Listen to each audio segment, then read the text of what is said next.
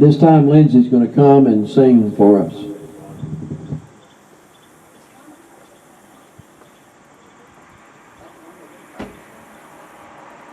one he prayed for?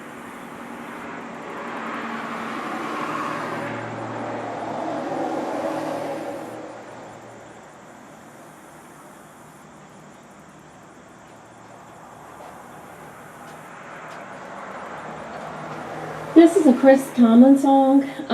I couldn't find the music for it, so I don't know if I can do it justice, but if you listen to the words, it's really important, and it rings true, especially in this time during the pandemic. And I challenge you afterwards, if you have some time today, to go on YouTube and look. Chris Tomlin has a new album, and it's tons of really good songs, including this one. It's called I Want to Be the Moon. You're the Lord of all creation, God. You made me in your image, and I am just a reflection of the love that I bear. Everybody wants to be somebody.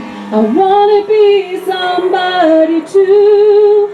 If I'm gonna be known for something, I wanna be known for you. I wanna be the moon up among the stars,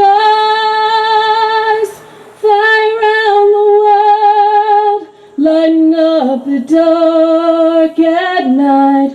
I'm nothing without the sun's amazing grace on everything I do. If you're shining on me, I'm shining right back for you. I wanna be the moon, Lord, I wanna be the moon for you. Yeah, there's gonna be some cloudy days. Sometimes it's gonna cover up the work you're doing in me. But still, with every breath I breathe, I wanna be the moon up among the stars, fly around the world, lighten up the dark at night. I'm nothing without the sun's amazing grace on everything I do. If you're shining on me, I'm shining right back for you. I wanna be the moon, Lord, I wanna be the moon for you. Everybody wants to be somebody. I wanna be somebody too. If I'm gonna be known for something, I wanna be known for you. I wanna be the moon up among the stars, fly around the world, lighten up the darkest nights. I wanna be the moon up among the stars, fly around the world, lighten up the dark at night. I'm nothing without the sun's amazing grace on everything I do. If you're shining on me, I'm shining right back for you. I wanna be the moon, Lord, I wanna be the moon for you.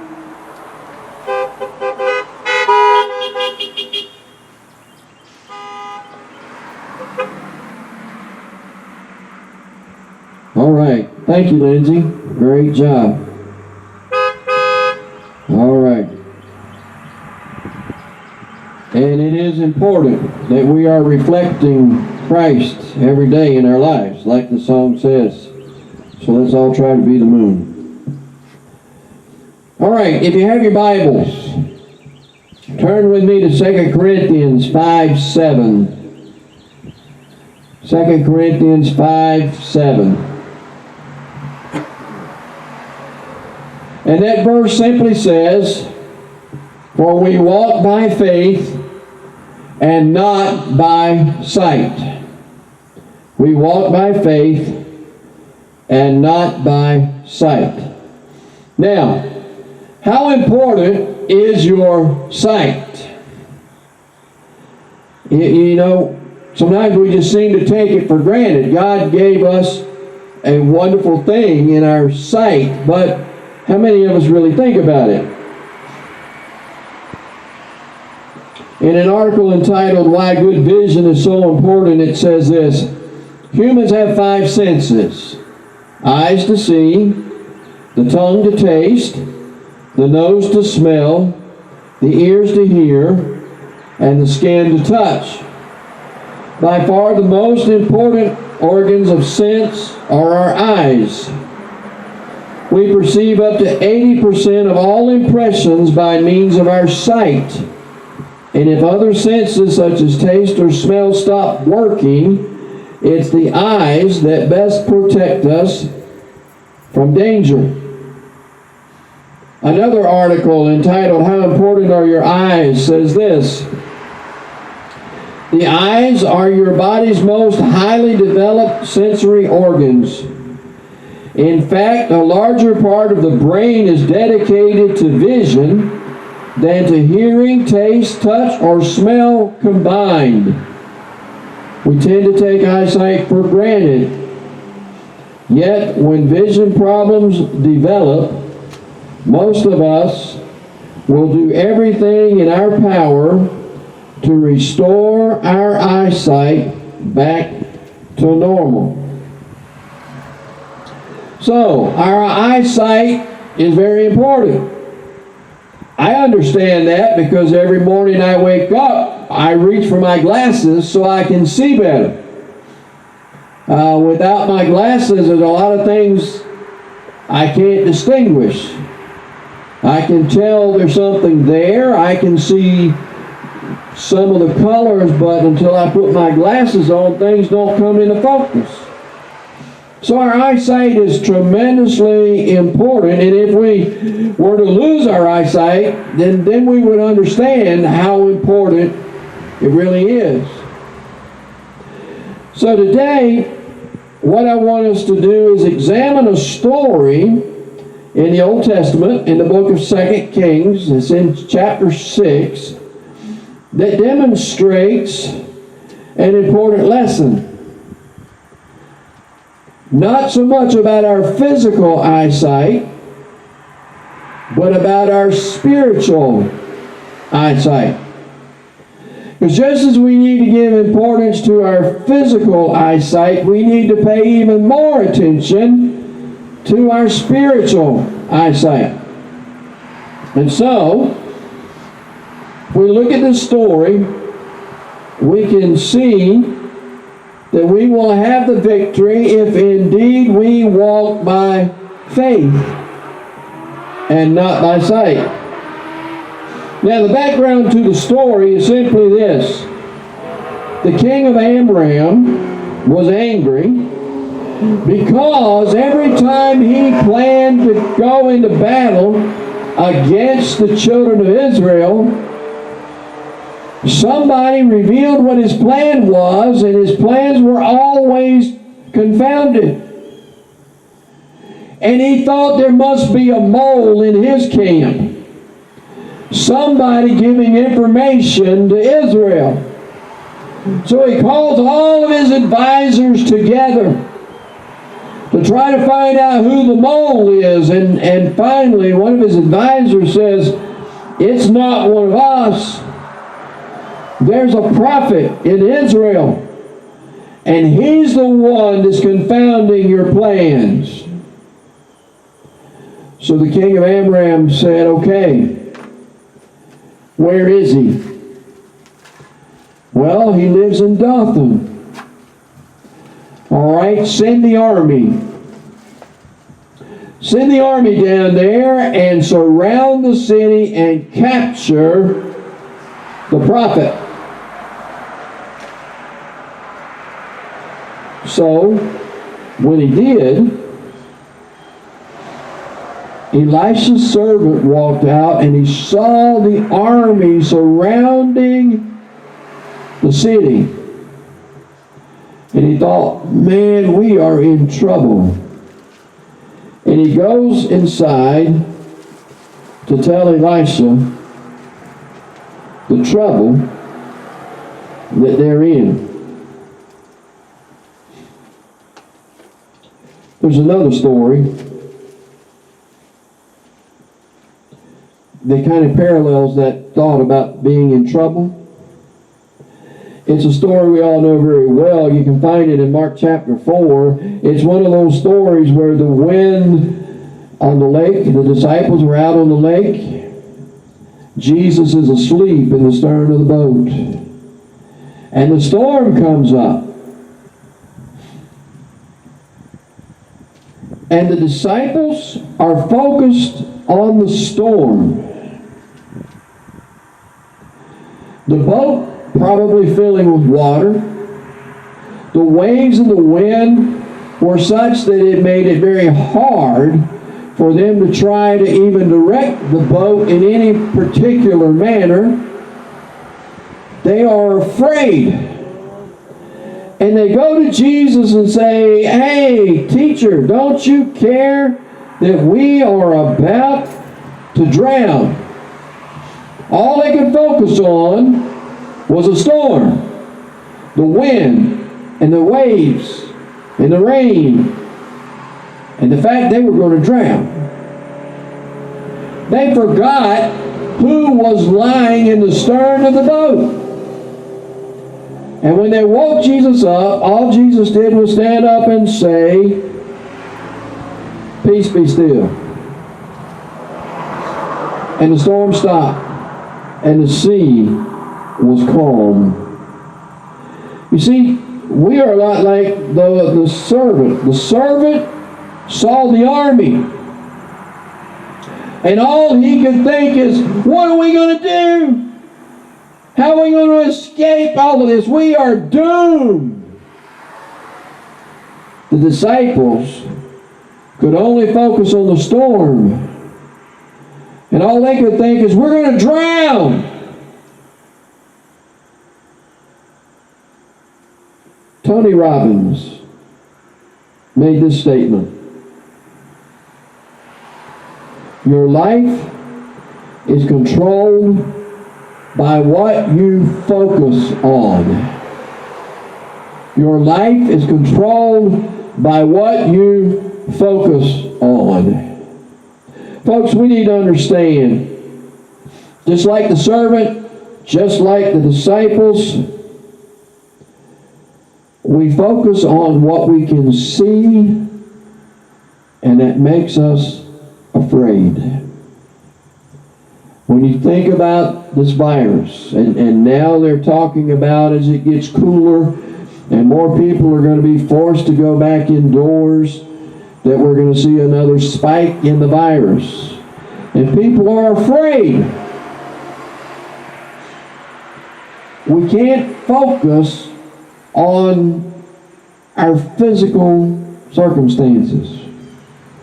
We can't allow fear to control our lives because of what we're focused on.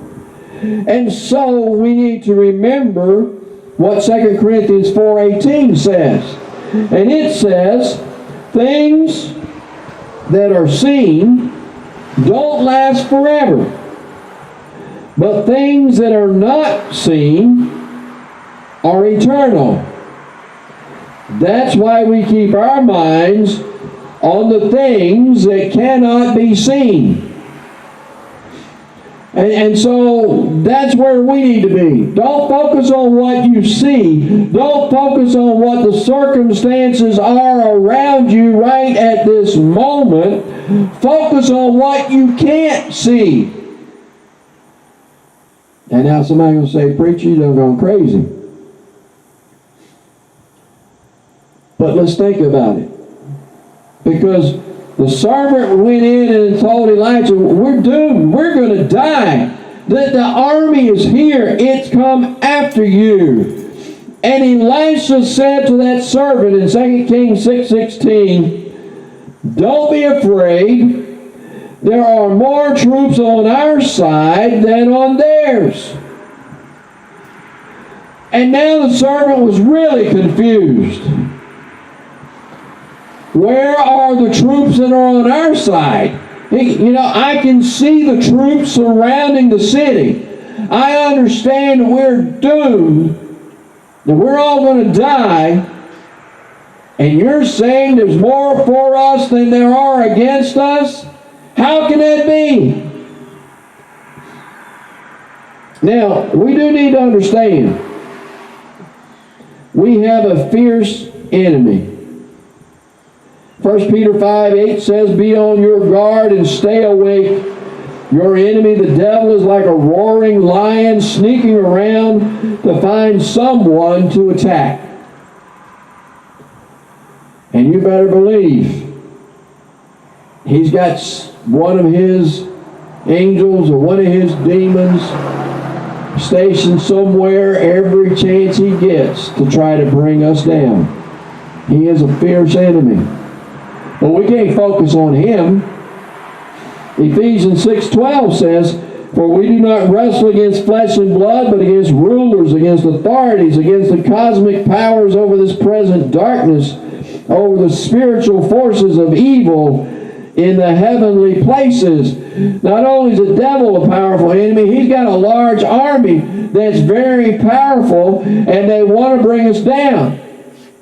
And if you read carefully in the book of Daniel and other prophecies in the Old Testament, those evil spirits have a great impact and influence on what's happening in the physical world. Right? But we can't focus on them. We can't focus on Satan, because Satan's going to be destroyed. And he's going to be cast into hell for all eternity. So he is a powerful enemy, but he's not undefeated, because he already knows he's been defeated. We have to focus on what gives us the victory. So verse 17, Elisha prayed and said, "O Lord, please open his eyes that he may see." So the Lord opened the eyes of the young man, and he saw, and behold, the mountain was full of horses and chariots of fire all around Elisha. But when he opened his eyes and he looked in the treetops, everywhere he looked, there were horses and chariots of fire and God's angels that far outnumbered that Armenian army. You see, what happens is that we let the physical influence us so much we can't see the spiritual. And what we need to do is ask God to open our eyes. Let us see that we are going to be victorious. Because Romans 8:31 says, "What can we say? If God is on our side, who can be against us?" We don't have to fear things on this earth. God's on our side, and God is eternal. And if we are faithful to him, we will live with him for all eternity. David wrote in Psalms 27, "You, Lord, are the light that keeps me safe. I am not afraid of anyone. You protect me, and I have no fears. Brutal people may attack and try to kill me, but they will stumble. Fierce enemies may attack, but they will fall. Armies may surround me, but I won't be afraid. War may break out, but I will trust you." Oh, how we need to see that God is involved in every situation in our lives. God is on our side. God wants the best for us. But we've got to look for him, and we've got to understand what he wants us to do. And the main thing he wants is our trust and our faith. realize He will give us the victory, but we must believe that. Hebrews 11:1 says, faith makes us sure of what we hope for and gives us proof of what we cannot see. Faith gives us proof of what we cannot see. So we need to pray for our eyes to be open when we're afraid. But we also need to pray for the victory, which is the next thing Elisha does. He goes to God, and as the Assyrian army came closer, Elisha prayed, Lord, make those soldiers blind. And the Lord blinded them with a bright light. How many of us have the kind of confidence to pray like Elisha? Elisha just walked out. He saw the army. He said, Lord, make them blind. Would we have that kind of confidence to pray? Remember, the Scriptures teach us to pray. James chapter 5 verse 13 says, if you are having trouble, you should pray. James chapter 5 and verse 16 says, the prayer of a righteous person has great power as it is working. Ephesians 3:20 says, now to Him who is able to do far more abundantly than all we ask or think, according to the power that is at work within us. With God, nothing is impossible. Do you believe that? All right, we have to believe that. But we just need to have the faith to ask Him to do what is needed so that we have the victory. Elisha just walked out in the midst of that enemy army. And he told them, because now they're blind, he told them, he said, I'll lead you to the right place. And he led them to Samaria, the capital of Israel. Elisha, with God's help, had captured the entire Armenian army and taken them to the capital city of Israel. What faith he had.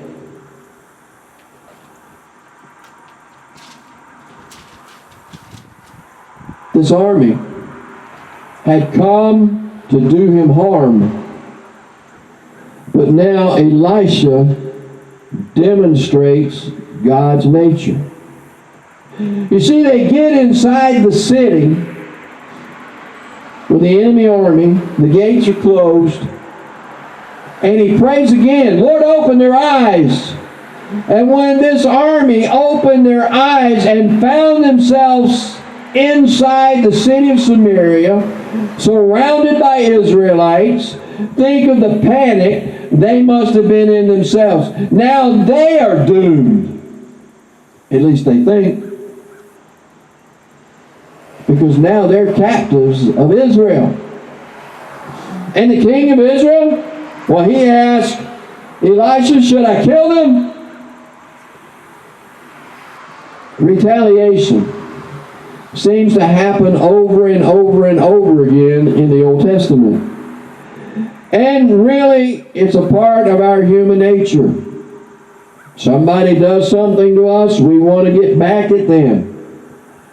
We talked about that in our Sunday school lesson this morning.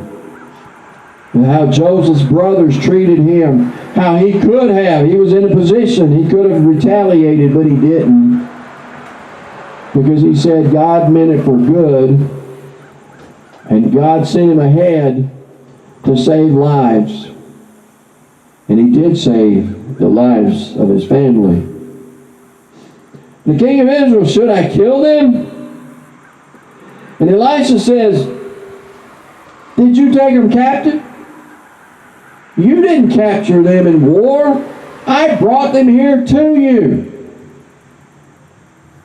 You see, Elisha is demonstrating something about God's nature that's important to us.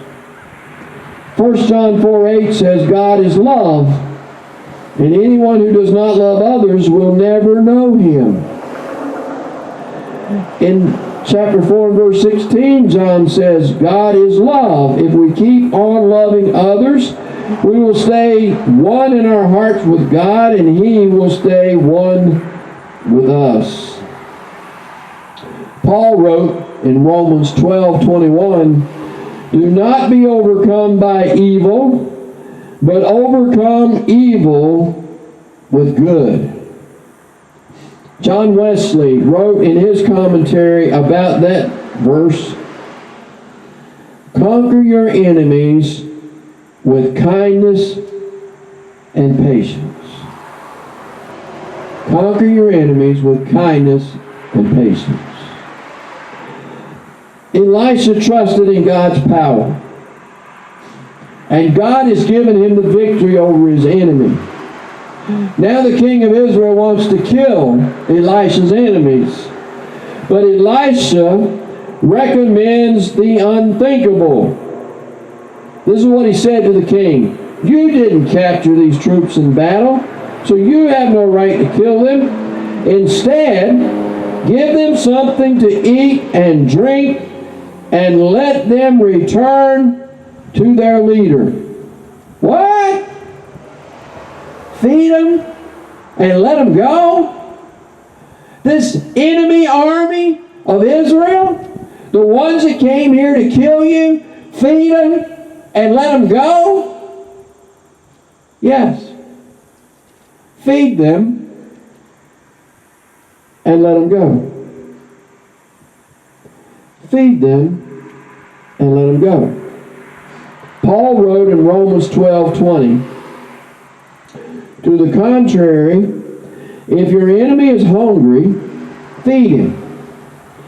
If he is thirsty, give him something to drink. For by so doing, you will heap burning coals on his head. All right? So, yeah, I've read that before. But how did all of that work out for Elisha? Well, the last verse, verse 23 of that story says, so he prepared for them a great feast, and when they had eaten and drunk, he sent them away, and they went to their master. And the Syrians did not come again on raids into the land of Israel.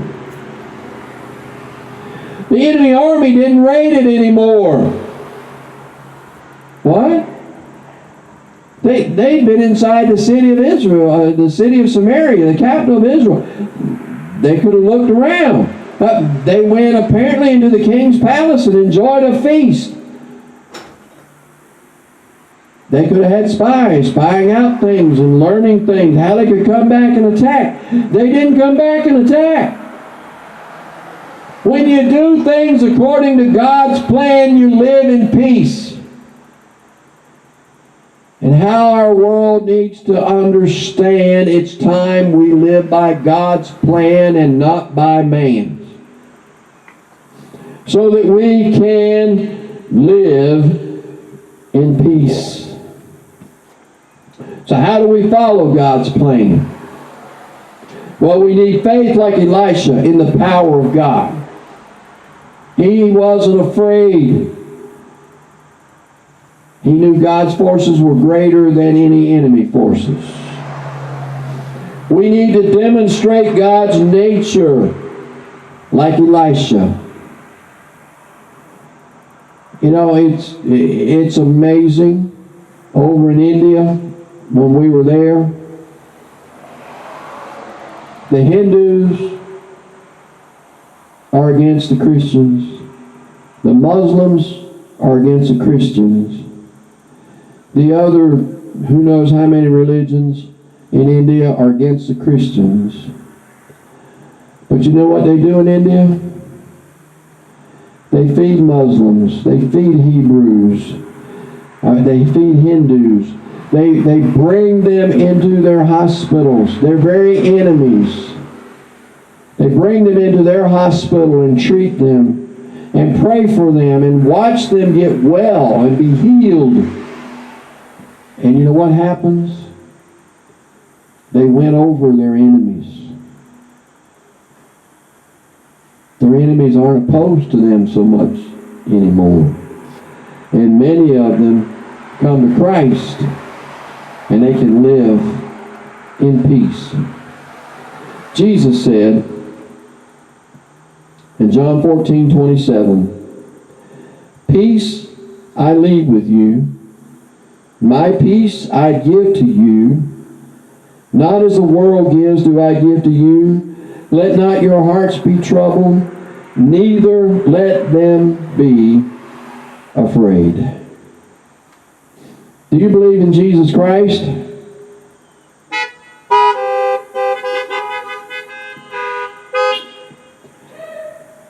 Do you believe He has your best interest at His heart? Do you believe He's going to give you the victory? Then we need to exercise our faith. You know, this story that we looked at is an amazing story. Valuable lessons. When you're afraid, pray that your eyes be open.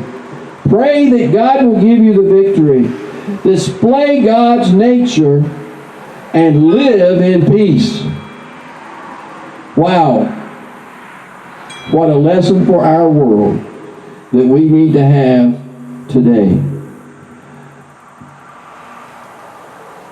All right. For our invitation song, we're going to sing, "Open the Eyes of My Heart, Lord." If you have a decision for Christ, won't you come while we sing?